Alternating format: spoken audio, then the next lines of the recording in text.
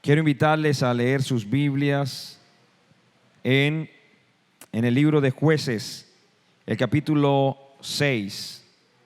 Jueces, vamos a leer unos cuantos textos allí. Si bien es cierto, este es un texto de narrativa histórica, y bueno, habría que leerlo todo porque vamos a hablar acerca de Gedeón. No, vamos a tomar unos cuantos versos y eventualmente estaremos leyendo más. Jueces, el capítulo 6, dice así: los hijos de Israel hicieron lo malo ante los ojos de Jehová, y Jehová los entregó en mano de Madián por 7 años. Y la mano de Madián prevaleció contra Israel, y los hijos de Israel, por causa de los madianitas, se hicieron cuevas en los montes y cavernas y lugares fortificados. Pues sucedía que cuando Israel había sembrado, subían los madianitas y amalecitas y los hijos del oriente contra ellos, subían y los atacaban, y acampando contra ellos, destruían los frutos de la tierra hasta llegar a Gaza, y no dejaban que comer en Israel ni ovejas, ni bueyes, ni asnos, porque subían ellos y sus ganados, y venían con sus tiendas en grande multitud como langostas. Ellos y sus camellos eran innumerables, así venían a la tierra para devastarla. De este modo empobrecía Israel en gran manera por causa de Madián, y los hijos de Israel clamaron a Jehová. Y cuando los hijos de Israel clamaron a Jehová a causa de los madianitas, Jehová envió a los hijos de Israel un varón profeta, el cual les dijo: así ha dicho Jehová, Dios de Israel: yo os hice salir de Egipto y os saqué de la casa de servidumbre. Os libré de mano de los egipcios y de mano de todos los que os afligieron, a los cuales eché de delante de vosotros, y os di su tierra. Y os dije: yo soy Jehová vuestro Dios. No temáis a los dioses de los amorreos, en cuya tierra habitáis. Pero no habéis obedecido a mi voz. Y vino el ángel de Jehová y se sentó debajo de la encina que está en Ofra, la cual era de Joás, Abieserita. Y su hijo Gedeón estaba sacudiendo el trigo en el lagar para esconderlo de los madianitas. Y el ángel de Jehová se le apareció y le dijo: Jehová está contigo, varón esforzado y valiente. Y Gedeón respondió: Señor mío, si Jehová está con nosotros, ¿por qué nos ha sobrevenido todo esto? ¿Y dónde están sus maravillas que nuestros padres nos han contado, diciendo: ¿no nos sacó Jehová de Egipto? Y ahora Jehová nos ha desamparado y nos ha entregado en mano de los madianitas. Y mirándole Jehová, le dijo: ve con esta tu fuerza y salvarás a Israel de la mano de los madianitas. ¿No te envío yo? Entonces le respondió: Señor mío, ¿con qué salvaré yo a Israel? He aquí que mi familia es pobre en Manasés, y yo el menor de la casa de mi padre. Jehová le dijo: ciertamente yo estaré contigo, y derrotarás a los madianitas como a un solo hombre. Y él respondió: yo te ruego que si he hallado gracia delante de ti, me des señal de que tú has hablado conmigo. Te ruego que no te vayas de aquí hasta que vuelva a ti y saque mi ofrenda y la ponga delante de ti. Y él respondió: yo esperaré hasta que vuelvas. Y entrando Gedeón, preparó un cabrito y panes sin levadura de un efa de harina, y puso la carne en un canastillo y el caldo en una olla, y sacándolo se lo presentó debajo de aquella encina. Entonces el ángel de Dios le dijo: toma la carne y los panes sin levadura y ponlos sobre esta peña y vierte el caldo. Y él lo hizo así. Y extendiendo el ángel de Jehová el báculo que tenía en su mano, tocó con la punta la carne y los panes sin levadura, y subió fuego de la peña, el cual consumió la carne y los panes sin levadura, y el ángel de Jehová desapareció de su vista. Viendo entonces Gedeón que era el ángel de Jehová, dijo: ah, Señor Jehová, que he visto al ángel de Jehová cara a cara. Pero Jehová le dijo: paz a ti, no tengas temor, no morirás. Amén. Oremos. Bendito Señor y Padre nuestro, gracias te damos, porque tú eres bueno y para siempre es tu misericordia. Señor, tú envías tu palabra para alimentar a tu pueblo, para sostener a tu iglesia, para darnos todo aquello que necesitamos para crecer y ser conformados a tu imagen. Enséñanos, Señor, aplica tu palabra a nuestros corazones, abre nuestro entendimiento, porque te lo rogamos en Cristo Jesús. Amén y amén. Siéntense, tengan la amabilidad.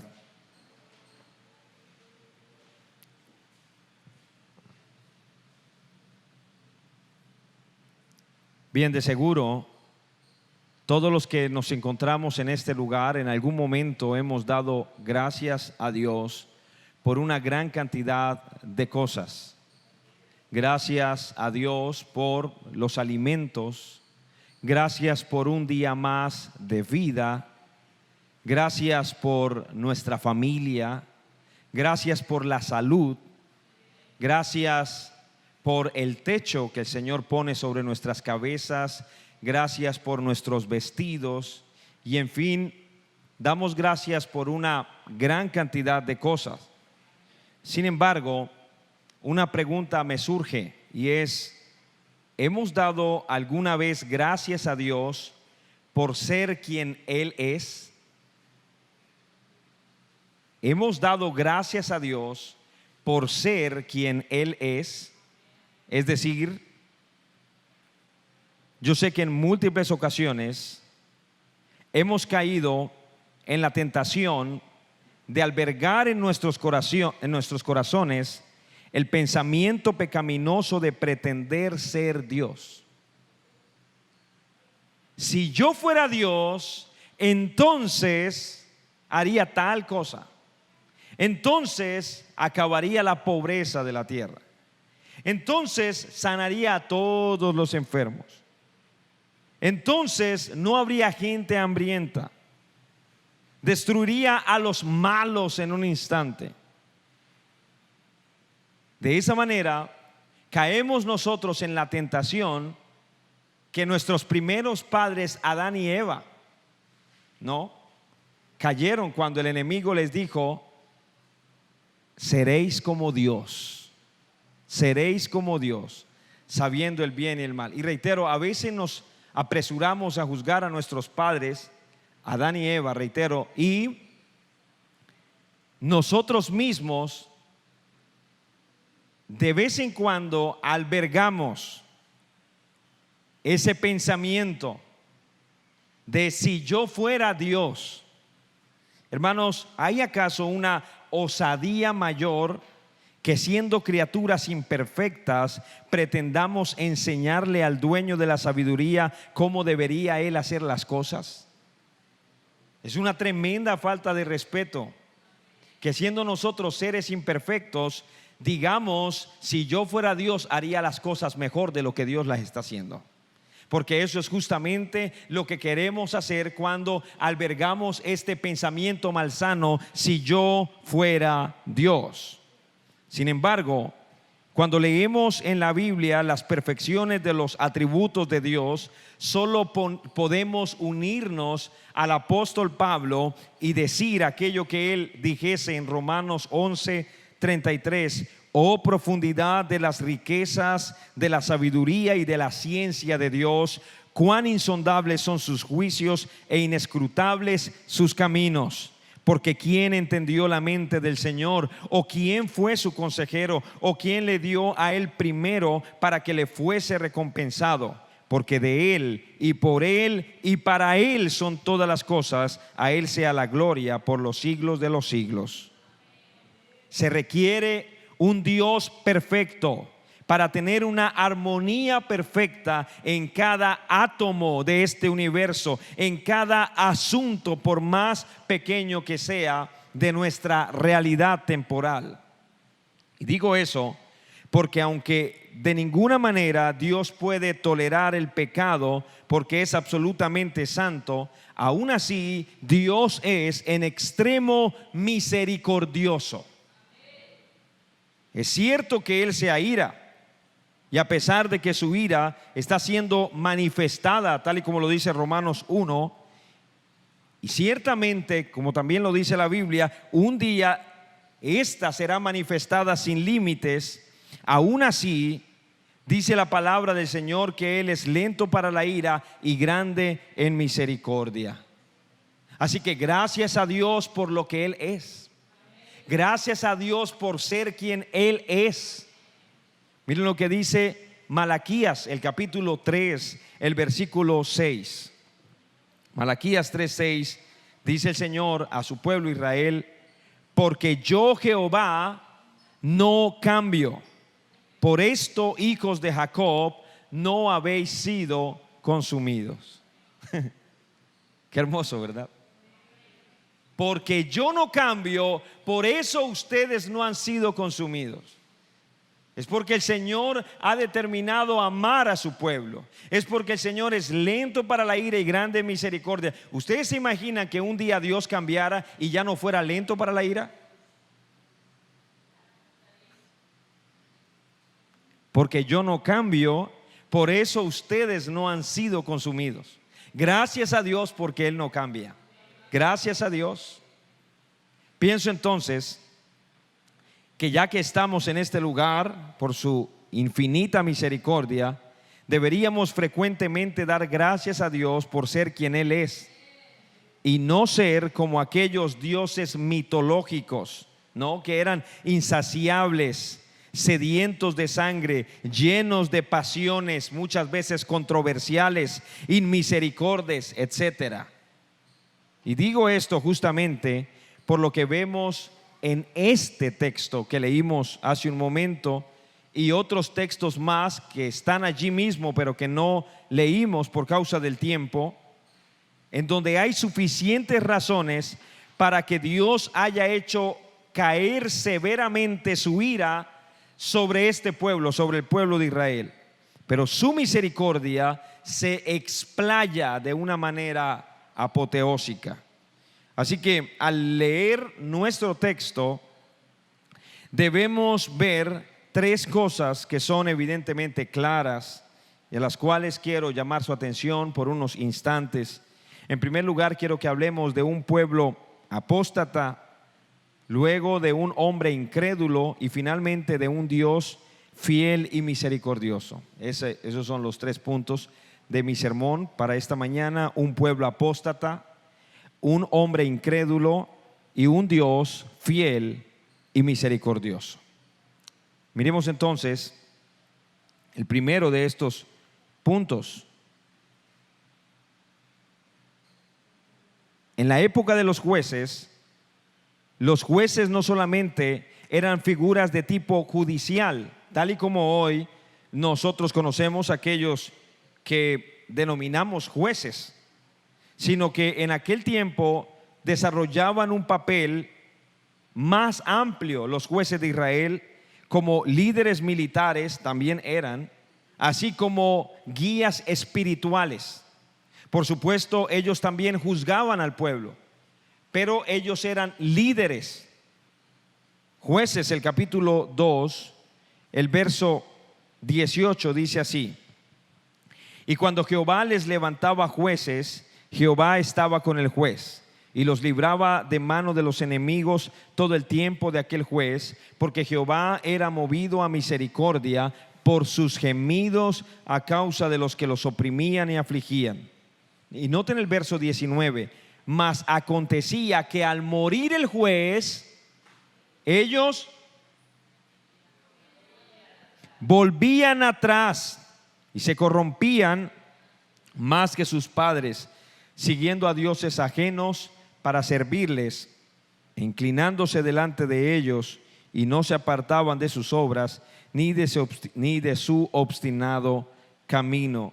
Este es un círculo vicioso que se repite constantemente en el libro de los jueces. Es característico. Dios escuchaba los gemidos de un pueblo apóstata, un pueblo que se había ido en contra de Dios. Entonces ellos clamaban a Dios: ten misericordia, Señor. El Señor se acordaba de su amor por ellos, de su pacto que había establecido con ellos, y entonces, como una muestra de misericordia, les levantaba un juez que, reitero, era un líder para juzgarlos, un líder para guiarlos militarmente, pero también y sobre todo espiritualmente. Y mientras el líder vivía, entonces el pueblo se volvía a Dios y eran librados de sus enemigos, y venía una época de esplendor de Israel. Pero una vez este líder, este juez, fallecía, entonces el pueblo quedaba sin cabeza.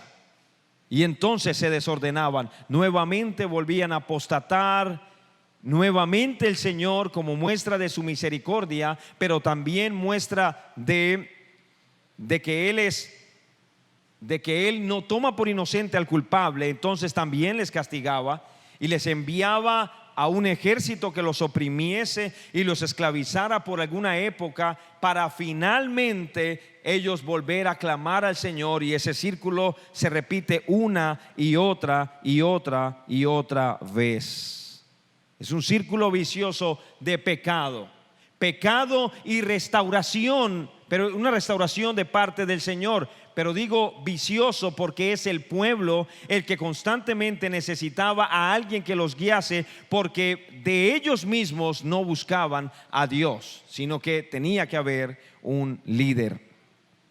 ¿Dónde más vemos nosotros la apostasía de este pueblo? En el texto que leímos, verso 25. De hecho, en los primeros versos que leímos al principio hablaba de ello, ¿no? Primer verso dice así: los hijos de Israel hicieron lo malo ante los ojos de Jehová, y Jehová los entregó en mano de Madián por 7 años. Noten, ¿quién los entregó? Jehová los entregó. ¿Por qué los entregó? Porque es el castigo que el Señor está trayendo sobre un pueblo que no ha cumplido su parte del pacto. Pero el verso 25 también hace referencia a esto. Noten: aconteció que la misma noche le dijo Jehová: toma un toro del hato de tu padre, el segundo toro de 7 años, y derriba el altar de Baal que tu padre tiene, y corta también la imagen de Acera que está junto a él, y edifica altar a Jehová tu Dios en la cumbre de este peñasco, en lugar conveniente. Y tomando el segundo toro, sacrifícalo en holocausto con la madera de la imagen de Acera que habrás cortado. Entonces Gedeón tomó 10 hombres de sus siervos e hizo como Jehová le dijo, mas temiendo hacerlo de día por la familia de su padre y por los hombres de la ciudad, lo hizo de noche. ¿Qué aconteció por la mañana? Por la mañana, cuando los hombres se levantaron, he aquí que el altar de Baal estaba derribado y cortada la imagen de Acera que estaba junto a él, y el segundo toro había sido ofrecido en holocausto sobre el altar edificado. Y se dijeron unos a otros: ¿quién ha hecho esto? Y buscando e inquiriendo les dijeron: Gedeón, hijo de Joás, lo ha hecho. Entonces los hombres de la ciudad dijeron a Joás: saca a tu hijo. ¿Para qué?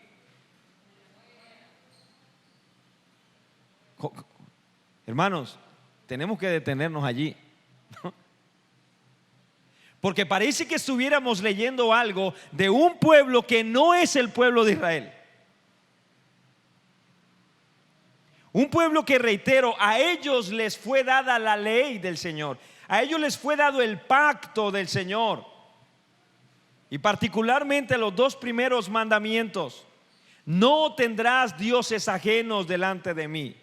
Y el segundo de ellos: no te harás imagen ni semejanza de lo que está arriba en el cielo ni abajo en la tierra. He ahí flagrantemente descaradamente quebrantaron estos mandamientos. ¿No? Y el Señor le manda, como muestra de la misericordia, a Gedeón. Muestra la misericordia de Dios con Israel. Le manda a Gedeón: derriba, no, profana esos altares de Baal, el altar de Acera, destrúyelos y sacrifica un toro, tal y como el Señor le dice, y así lo hizo. Ahora, ¿qué aconteció? Noten ustedes, el propio padre de Gedeón era un idólatra, israelita, pero idólatra. Ahora, después de que Gedeón hizo lo que el Señor le mandó, ¿qué aconteció? No salió el pueblo a decir: bueno, ya era hora de que alguien derribara esa abominación al Señor. No, el pueblo salió como un solo hombre a decir: ¿quién hizo esto? Porque el que hizo esto debe morir. Impresionante, impresionante. El pecado de la idolatría fue uno de los que más representó a este Israel desde su salida de Egipto, pasando por todo el periodo de los jueces, de la monarquía unida que estuvo en manos de Saúl, David y Salomón, y finalmente del reino dividido, hasta el tiempo de la deportación a Babilonia. Muchos años, hermano, siglos enteros como idólatras. Ellos tenían la ley, tenían los profetas, pero aún así no quisieron obedecer. ¿Qué podría haber merecido un pueblo así? Hermanos, ¿qué podría haber merecido un pueblo así? ¿Creen ustedes que ellos merecían que Dios los escuchase y que les levantase a un juez por medio del cual los rescatase de los madianitas? ¿Creen ustedes eso? Hermano, esta gente no se había arrepentido. Se molestaron con lo que hizo Gedeón. Quisieron de hecho matarlo. Este pueblo no merecía la misericordia de Dios. Ahora, dejemos por un momento a este pueblo apóstata de que la Biblia habla, este pueblo de Israel, a quien constantemente el Señor le extendía su misericordia, porque reitero, Él es lento para la ira, Él es grande en misericordia. Nuestro Dios es un amante Padre, que Él, reitero, extiende su misericordia. Y este pueblo se iba, ¿no?, tras los Baales, tras los dioses paganos constantemente. Eso es lo que se llama apostasía. Aquellos que están y que conocen al Dios verdadero y viviente se vuelven atrás a estos ídolos paganos. Es por esa razón que el Señor, hablando de este tipo de pueblo, Él habla como en relación de un esposo y una esposa, y por allá en varios de los profetas les llama rameras, ¿no?, al pueblo de Israel, de hecho a Judá, porque ellos constantemente se iban en pos de ídolos. Hermano, hay que tener un corazón bastante duro e incrédulo para que, a pesar de estar viendo las obras de Dios, las maravillas de Dios constantemente, aún así esta gente levantase, después de haber cruzado un mar rojo abierto en dos, después de eso se hiciese un becerro de oro. Así es el corazón del hombre, ¿verdad? Y así era este pueblo, un pueblo apóstata. Pero miremos, dejemos por un momento allí al pueblo y hablemos de Gedeón. Y Gedeón, yo lo he denominado un hombre incrédulo. Un hombre incrédulo. ¿Cuál es la característica más sobresaliente que vemos en Gedeón? ¿Cuál? ¿No lo es acaso su falta de fe? ¿No lo es? Sí, es la falta de fe. En primer lugar, escuchen esto, vemos sus dudas cuando se pregunta: ¿dónde está el Dios de nuestros antepasados? ¿Dónde? ¿Dónde? Él estaba escondido, un hombre temeroso. Pero su temor, algunos dicen que el temor es la característica más sobresaliente de Gedeón. Pero realmente el temor era por su falta de fe. Así que la característica prioritaria de Gedeón es su falta de fe. Mire lo que dice el versículo 12 y verso 13. Dice: y el ángel de Jehová se le apareció y le dijo: Jehová está contigo, varón esforzado y valiente.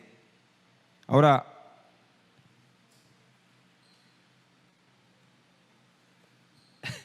llama mi atención lo que el Señor le dice, ¿no? Porque miren lo que dice el verso, unos versos antes, dice que Gedeón estaba escondido, ¿no?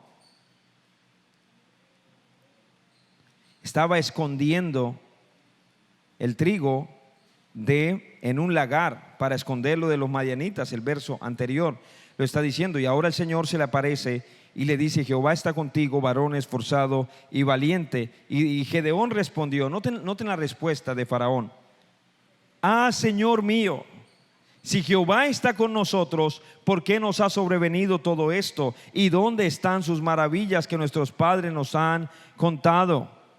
¿No nos sacó Jehová de Egipto? Y ahora Jehová nos ha desamparado y nos ha entregado en mano de los madianitas. Noten, ¿dónde está el Dios de nuestros antepasados? ¿Dónde está el Dios de nuestros padres? O sea, lo que Gedeón le está diciendo es esto al ángel. Le está diciendo: ¿me dices que Dios está con nosotros? ¿Acaso me estás diciendo que Dios está con nosotros? Y si Dios está presente, entonces ¿por qué nos pasa esto? ¿No? Porque también tenemos la falsa concepción de que si Dios está conmigo, no me puedo enfermar, no me puede pasar una crisis económica, no puedo tener un problema de familia, ¿verdad? Porque Dios está conmigo. En lugar de mirar el proceder del pueblo, hermano, ¿qué estaba haciendo el pueblo? Es que él mismo, en su propia casa, en la casa de su padre, sabía que el pueblo se había alejado de Dios en pos de dioses paganos. Y ahora, en lugar de decir acertadamente, Dios se ha alejado de nosotros porque nosotros nos hemos alejado de Dios, porque nosotros nos hemos ido del Señor, y muestra de ello son estos Baales, la acera y todas estas imágenes que hemos levantado. En lugar de eso, entonces dice: ¿dónde está Dios? O sea, como que nosotros no hemos hecho nada malo, es Dios el que sin aparente razón se alejó de nosotros. O sea que en lugar de mirar el mal proceder del pueblo, Gedeón habla con desdeño de Dios. O sea, tú me estás diciendo que Dios está con nosotros. ¿Dónde está ese Dios? ¿Dónde está ese Dios? ¿Dónde está el Dios de nuestros antepasados? Y en esto, hermanos, podemos afirmar juntamente con el proverbista en Proverbios 19:3, dice así: la insensatez del hombre tuerce su camino, y luego contra Jehová se irrita su corazón. Escuchen, la insensatez del hombre tuerce su camino, y luego contra Jehová se irrita su corazón. No, la gente, el Señor les dice: hagan una cosa, y la gente que hace lo contrario. Y después de que hacen lo contrario, reciben el pago de su extravío. ¿Y qué dicen después? ¿Por qué Dios permitió esto? Porque ¿dónde estaba Dios? ¿Dónde estaba Dios que permitió esto? Entonces, no nos damos cuenta que somos nosotros los que nos hemos torcido. No solo eso, sino que Dios mismo le apareció allí en una teofanía. Hermanos, o sea, piensen en esto: el Señor tuvo una manifestación temporal allí en este ángel para decirle a Gedeón, para llamar a Gedeón, decirle: varón esforzado y valiente. Pero esto no fue suficiente a este hombre para creer que Dios estaría con él ayudándole. O sea, ver a un ángel que era el Señor mismo, que se había materializado en ese momento para tener esa comunicación o ese mensaje con Gedeón. Y eso no le bastó. O sea, estando allí, le puso una señal. Él le estaba diciendo: yo estoy contigo. Y el Señor, y le dice a Gedeón: bueno, no estoy tan claro si tú vas a estar conmigo. Te voy a poner una señal, a ver si es verdad que tú vas a estar conmigo. Verso 17, mire lo que dice. Y él respondió: yo te ruego que si he hallado gracia delante de ti, me des señal de que tú has hablado conmigo. ¿Cómo que me des señal de que has hablado conmigo? Si lo está viendo allí. Y te ruego que no te vayas de aquí hasta que vuelva. Y bueno, ya ustedes leyeron ese texto, ¿no? Y saque mi ofrenda y la ponga delante de ti. Y el Señor, hermano, que es misericordioso, accede a lo que le está, ¿verdad? Es que el Señor pudiera haberle dado por la cabeza a Gedeón y decirle: ¿qué más prueba necesitas de que yo estoy contigo, si no es el hecho de que tú me estás viendo aquí contigo? Pero con todo y eso, el Señor accedió. Qué bueno es el Señor. Qué bueno es el Señor. El Señor accedió y le dijo: bueno, ve, yo esperaré hasta que vuelvas. Y entrando Gedeón, entonces leímos, preparó un cabrito, panes sin levadura, y trajo con el caldo y todo. Verso 20, entonces el ángel del Señor le dijo: toma la carne y los panes y ponlos sobre la peña y vierte el caldo. Y extendió el ángel de Jehová el báculo que tenía en la mano y tocó con la punta la carne y los panes, y subió fuego de la peña, el cual consumió la carne y los panes sin levadura, y el ángel de Jehová desapareció. Viendo entonces Gedeón que era el ángel de Jehová, dijo: ah, Señor Jehová, que he visto al ángel de Jehová cara a cara. ¿Qué les parece a ustedes esto? Ya, ahora sí Gedeón está claro de que Dios está con él, y ya no va a tener más dudas, porque el Señor no solamente se le apareció corporalmente, no como un ángel en ese momento, el ángel del Señor, una teofanía, reitero, sino que aparte de ello ha hecho un milagro delante de sus ojos y ha hecho subir fuego de aquella peña que consumió aquellos alimentos. Ya con eso es suficiente. Pero no le fue suficiente. No le fue suficiente a Gedeón, sino que necesitó más señales. Hermano, noten, este hombre vez tras vez está mostrando su incredulidad. Verso 36, ahí en el capítulo 6, dice así: y Gedeón dijo a Dios: si has de salvar a Israel por mi mano como has dicho. Y note, otra vez lo pone a prueba: he aquí que yo pondré un vellón de lana en la era, en el campo, y si el rocío estuviera en el vellón solamente, quedando seca toda la tierra, entonces entenderé que salvarás a Israel por mi mano, como has dicho. Y aconteció así, pues cuando se levantó de mañana, exprimió el vellón y sacó de él el rocío, un tazón lleno de agua. Ahora sí, Gedeón, ahora sí creerá Gedeón. Verso siguiente: mas Gedeón dijo a Dios: no se encienda tu ira contra mí, si aún hablare esta vez. Solamente probaré ahora otra vez con este vellón. Te ruego que solamente el vellón quede seco y el rocío sobre la tierra. Hermano, ustedes se dan cuenta de lo que está pasando aquí. A este hombre ninguna prueba que el Señor accede le es suficiente. No la cree y necesita una prueba más y otra prueba más y otra prueba más. Pero reitero, nuestro Señor es fiel, misericordioso, ¿no? No es que, como alguien dijo, no es que fuera a través de Gedeón quien el Señor diera la victoria a su pueblo, sino más bien a pesar de Gedeón. Porque Gedeón hizo todo lo posible para no creer, ¿no? Para no creer lo que el Señor estaba dispuesto a hacer. Verso 40 dice: y aquella noche lo hizo Dios así. Solo el vellón quedó seco y en toda la tierra hubo rocío. Ahora sí, Gedeón está claro, porque se le apareció el ángel, primera. Porque segunda, el Señor hizo salir fuego de la peña que consumió los alimentos.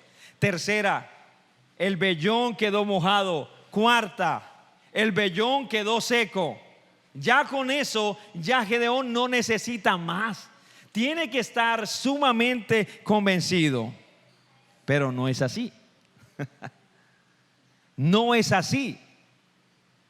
Gedeón todavía necesitaba otra señal de que Dios estaba allí. Jueces capítulo 7, versículo 9.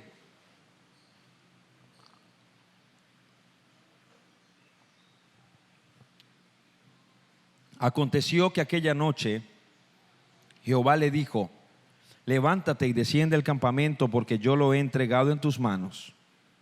Verso 10. Y si tienes temor de descender, ¿no? Si tienes temor, ¿qué debía hacer? Baja con fura tu criado al campamento y oirás lo que hablan, y entonces tus manos se esforzarán y descenderás al campamento. ¿Qué dice a continuación? Y él descendió con fura. ¿Qué significa? No, mire otra vez lo que dice el Señor. Aquella noche el Señor le dijo: levántate y desciende al campamento, porque yo lo he entregado en tus manos. Y si tienes temor de descender, baja con fura a tu criado. ¿Qué hizo él? Descendió con fura. Tenía temor, y reitero, el temor era por causa de ¿qué? Por causa de su incredulidad, su falta de fe, ¿no? Y estaba allí, él descendió con fura a su criado hasta los puestos avanzados de la gente armada que estaba en el campamento. Y los madianitas, los amalecitas y los hijos de Oriente estaban tendidos en el valle como langostas en multitud, y sus camellos eran innumerables como la arena que está en la ribera del mar en multitud. Cuando llegó Gedeón, he aquí que un hombre estaba contando a su compañero un sueño, diciendo: he aquí yo soñé un sueño. Veía un pan de cebada que rodaba hasta el campamento de Madián, y llegó a la tienda y la golpeó de tal manera que cayó, y la trastornó de arriba a abajo, y la tienda cayó. Y su compañero respondió y dijo: esto no es otra cosa sino la espada de Gedeón, hijo de Joás, varón de Israel. Dios ha entregado en sus manos a los madianitas todo el campamento. Verso 15. Cuando Gedeón oyó el relato del sueño y su interpretación, adoró, y vuelto al campamento dijo: ahora sí. Ahora sí, levantaos, porque Jehová ha entregado el campamento de Madián en vuestras manos. Hermanos,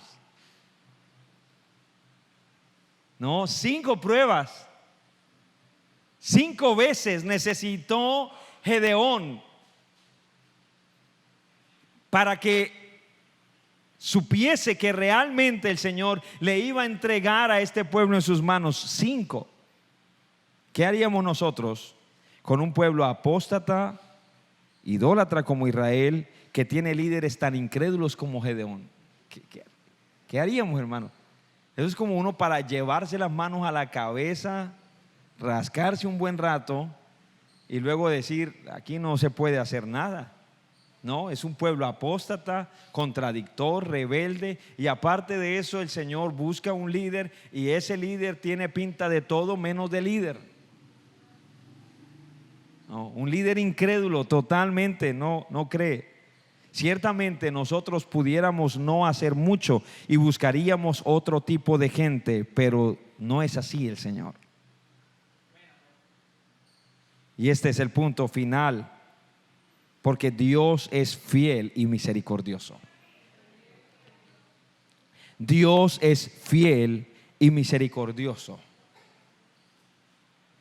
Si volvemos a la pregunta que hacíamos al principio, les aseguro que haríamos nosotros si fuésemos Dios. Les aseguro que nosotros hubiésemos acabado con el pueblo. Se los aseguro. Y de seguro hubiéramos elegido a otro antes que a Gedeón. Una persona que no necesitara tantas pruebas de que el Señor estaba con él. Pero gracias a Dios por ser quien Él es. Gracias a Dios por ser quien Él es. ¿En qué aspectos vemos nosotros la misericordia de Dios en nuestro texto? Bueno, en primer lugar, en la fidelidad de Dios a su pacto. Dios se había comprometido con Abraham, ¿no? Y con su descendencia, con el pueblo. Eventualmente a este pueblo les dio su ley, el pacto de la ley. Y el Señor estaba allí haciéndoles bien a ellos. Así que en primer lugar vemos nosotros la fidelidad de Dios a este pacto, hermanos. Dios, aquello en lo que Dios se compromete, Dios está ahí, no enganchado. Dios es fiel a su pacto. Por eso, tal y como alguien dijo, yo le he dado múltiples razones a Dios para que me destruya. De hecho, todos los días lo hago. Múltiples, porque si leemos la historia de Israel y la historia de Gedeón, nos damos cuenta que Israel y Gedeón no son tan diferentes a nosotros, y que nosotros mismos constantemente estamos siendo infieles al Señor, que nosotros constantemente estamos dudando de si el Señor está con nosotros. Y ni bien el Señor nos muestra una de sus maravillas, y al día siguiente ya estamos nosotros preguntando otra vez: ¿será que el Señor está conmigo o me abandonó? O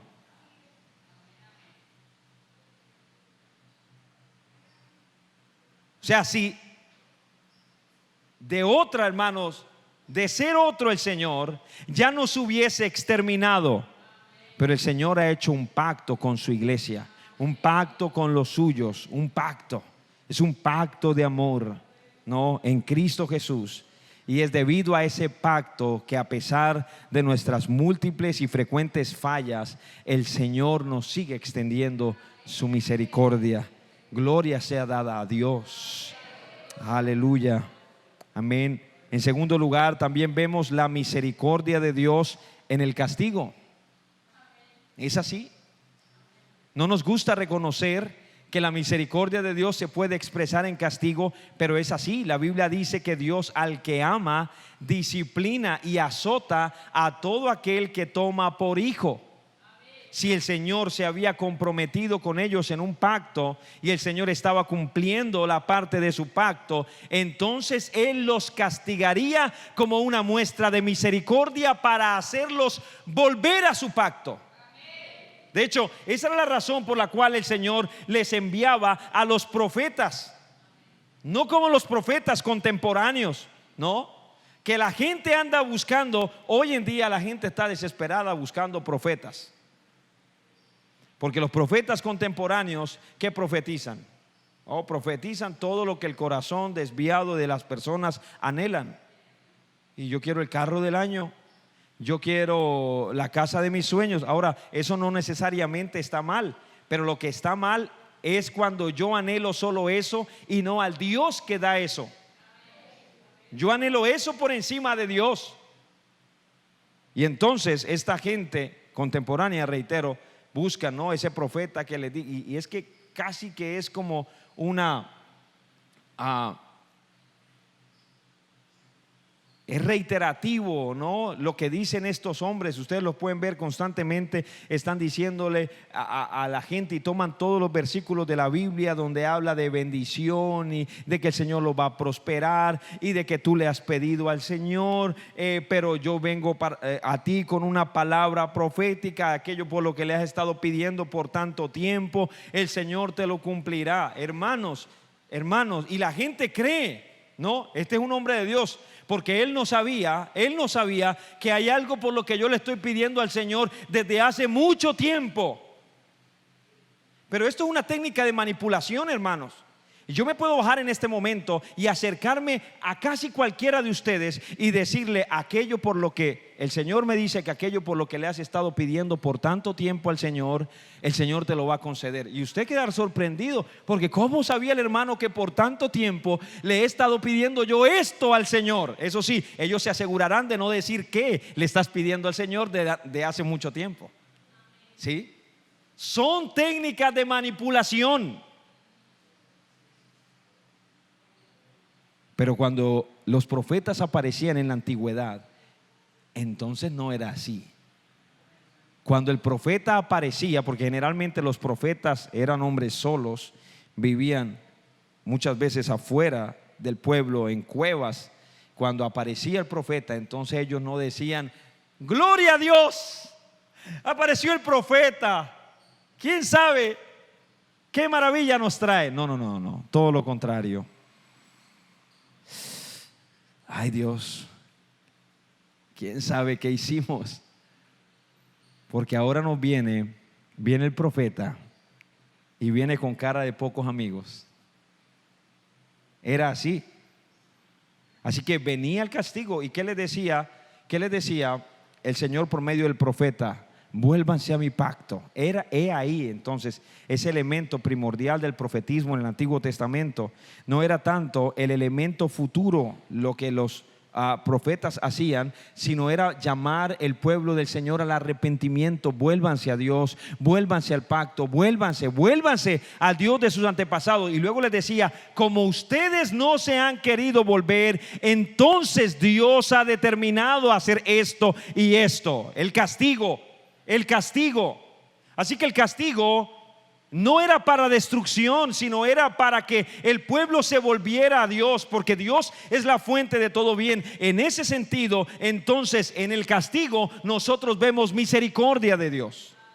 Claro, gracias a Dios por el castigo, porque en el castigo que hace días hablábamos de Manasés. Hermanos, ¿cuándo se volvió Manasés a Dios? Un hombre que hasta pasó a sus hijos por el fuego. Un hombre que colocó cantidades de abominaciones en Jerusalén, incluyendo en el templo. La pregunta es: ¿cuándo este hombre se volvió a Dios? No cuando estaba en su esplendor. La Biblia dice: cuando fue puesto en angustia.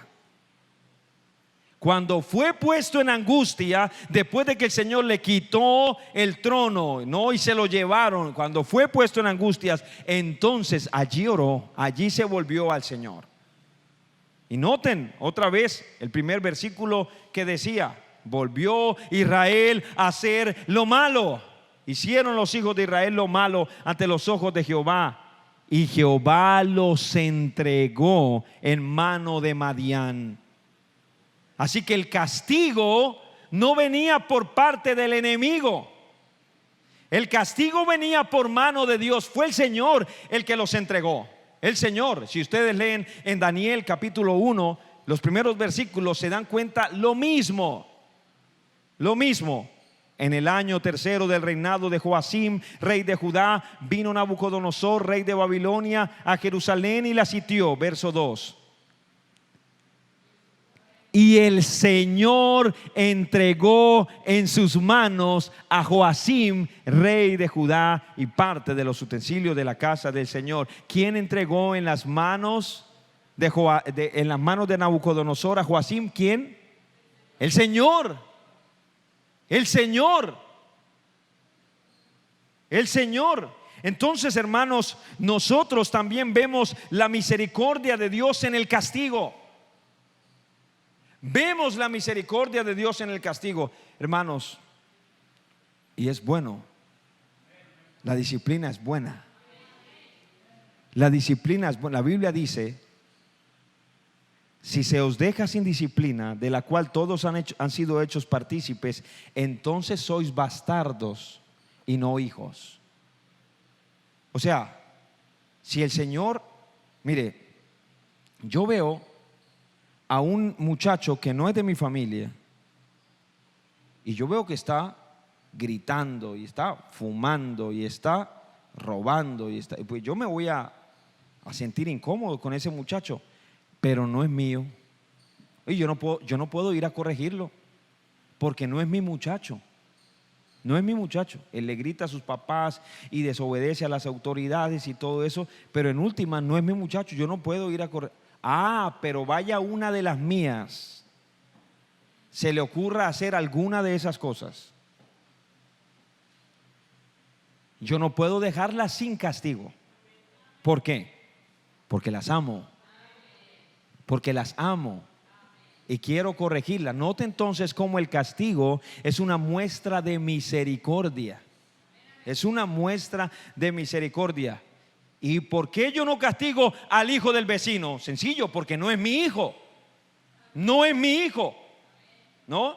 Y eso es lo que el texto dice: si se os deja sin castigo, o si se os deja sin disciplina, de la cual todos, y ese todos no se refiere a todos los seres humanos, sino a todos los hijos. Si se os deja sin disciplina, de la cual todos han sido hechos partícipes, entonces sois bastardos y no hijos. Note, si usted ve a una persona que peca y peca y no pasa nada, no pasa nada, yo temería, porque probablemente ese de que no le pase nada nunca sea un indicativo de que Dios está manifestando con ese que no le sucede nada: este no es mi hijo, porque lo dejo que haga y haga y haga y haga y haga. Este no es mi hijo. Pero a sus hijos Dios los corrige, los disciplina. Y gracias a Dios, reitero, por su disciplina, porque reitero, Dios incluso cuando está azotando a sus hijos, ahí se acuerda de la misericordia. Ahí. Y decía David: caigamos en manos de Dios y no en manos de los hombres. Oh, hermano, el hombre es cruel, el hombre es inmisericordia, pero Dios, reitero, es lento para la ira y grande en misericordia. Incluso en el castigo, Dios se acuerda de que somos polvo. Dios se acuerda de que somos polvo. Gloria a Dios por su misericordia. En tercer lugar, vemos la misericordia de Dios levantando a Gedeón. Otra vez, un hombre que según nuestros criterios, ¿cuándo hubiéramos nosotros escogido a semejante incrédulo para guiar a Israel? ¿Cuándo? Nunca. Hermanos, pero ahí vemos la misericordia de Dios. Y no solamente con él, pero con todos nosotros, porque reitero, nosotros no somos tan diferentes. No somos tan diferentes a este Señor. No somos tan diferentes. Constantemente estamos viendo la mano de Dios nosotros, y a pesar de ello estamos nosotros dudando de si el Señor está con nosotros. De hecho, les dije yo que la característica más sobresaliente que vemos aquí, y se los demostré, de Gedeón es la incredulidad. Pero ¿cómo lo ve Dios al final? Después de que él obedece, después de que él... Hermano, Gedeón aparece como uno de los héroes de la fe. Hebreos capítulo 11. Hebreos verso 31 y 32 dice así. Termina hablando de Rahab. Dice: por la fe Rahab la ramera no pereció juntamente con los desobedientes, habiendo recibido a los espías en paz. Y dice: ¿y qué más digo? Porque el tiempo me faltaría, contando de quién.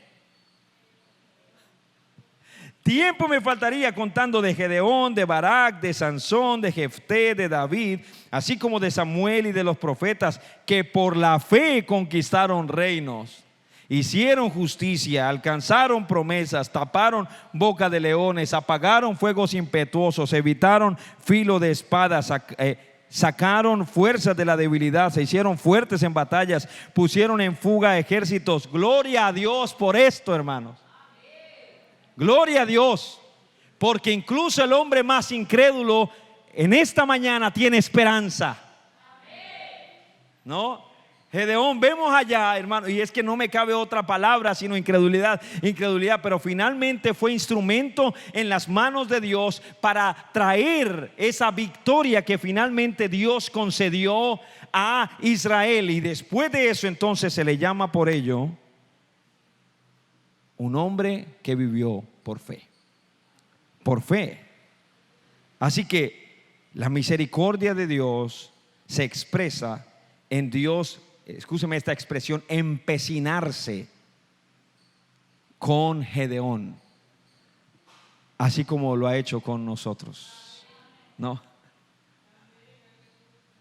Porque si usted lee su vida de aquí para atrás, oh Dios, encontraremos cantidades y cantidades de fallas, pero aún así a Dios otra vez con su amor y su misericordia levantándonos una y otra y otra y otra vez. Entonces Dios levanta a Gedeón, Dios es paciente con Gedeón.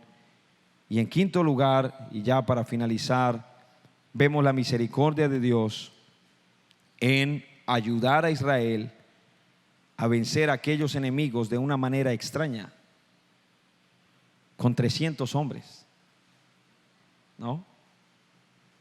¿Qué vemos nosotros aquí? Aquí lo que vemos es que la salvación es del Señor. Hermano, ustedes leyeron lo que decía antes Gedeón, que cuando él descendió a escuchar lo que estaban diciendo, dice que esa gente llenaba todo. Esa gente estaba esparcida por todos lados, ¿no? Eran miles y miles y miles de personas. ¿Y a cuántos les permitió el Señor? A 300. Primero hubo una gran cantidad. El Señor le dijo: no, hay mucha gente. Después, y comenzó a poner: dígale a todo el que tiene miedo y que yo no sé qué, que se vaya. Y se fueron una gran cantidad de personas, miles. Y después de eso entonces el Señor dijo: todavía hay muchos. Muchos no para luchar allá, muchos para qué, para que no pensaran que al final la gloria se la llevarían ellos. Hay muchos. Es por eso que el Señor manda por allá, vieron la prueba esa, bueno, vayan al río, y finalmente allá hubo una prueba para escoger y quedaron tan solo 300. Y con esos 300 el Señor dio la victoria, y no murió uno solo de esos 300, porque la Biblia dice que cuando estos hombres gritaron, no, ellos tenían las trompetas, tenían el cántaro, tenían aquella tea ardiente, es decir, una antorcha. Cuando partieron los cántaros, sonaron las trompetas y levantaron aquella tea ardiente y gritaron por el Señor y por Gedeón. Entonces el Señor confundió a aquellos que estaban en los campamentos y salían del campamento, y uno mató a su propio amigo y el otro al otro amigo, y entre todos se terminaron matando. Así que Dios es fiel y misericordioso en darles incluso la victoria cuando no la merecían. Gloria a Dios. Jueces capítulo 7, 2. Ese es el último texto. Dice: y Jehová dijo a Gedeón: el pueblo que está contigo es mucho para que yo entregue a los madianitas en su mano. No sea, y esta fue la razón por la que el Señor redujo, no sea que se alabe Israel contra mí, diciendo: mi mano me ha salvado. Noten, por esto fue que el Señor finalmente los redujo a un número y no los hizo pelear. ¿Para qué? Para que al final la gente dijera: la salvación es del Señor, la salvación es del Señor, la salvación es del Señor. Mis amados hermanos, de igual manera entonces nosotros vemos estos tres elementos constantemente. Nos apartamos debido a ese pecado remanente de Dios, ¿no? En múltiples ocasiones. También nuestra incredulidad, pero a pesar de ello vemos a un Dios fiel y misericordioso, de tal manera que podemos decir lo que dijo un hombre de Dios en el pasado: lo bueno que ves en mí no soy yo, es Dios. Lo bueno que ves en mí no soy yo, no soy, es Él a través de nosotros. ¿Para qué Él lo hace? Para que al final la gloria sea solo para Él. Solo para Él. La gloria no será para el pueblo. La gloria será finalmente para nuestro Dios. Para nuestro Dios. Y te pregunto a ti, si tú has depositado tu confianza en el Señor. Porque el Señor, este mismo Dios que llamó a Gedeón, nos ha llamado a nosotros. Y de hecho Él ya ha peleado por nosotros una batalla que no podíamos nosotros luchar. Y lo hizo de una manera extraña, porque a través de su muerte nos dio vida. Muriendo Él nos entregó la victoria. Hermanos, ¿cuándo se ha dicho eso? De que el que muere es el que gana. Pero justamente eso fue lo que el Señor hizo. Con su muerte nos dio vida. Y 3 días después, un domingo, tal y como hoy, muy temprano en la mañana, Él se levantó triunfante de entre los muertos. Por eso nosotros hoy predicamos a un Cristo que sabemos que, si bien es cierto, se levantó hace 2000 años, hoy está aquí con nosotros, porque Él se pasea en medio de los 7 candeleros de oro. Por tanto, no dudes, cree solamente, no te apartes de en pos de Él, cree solamente. Y maravíllate de lo que Dios puede hacer con alguien que cree en lo que Él hace. Vamos a estar sobre nuestros pies y vamos a dar gracias.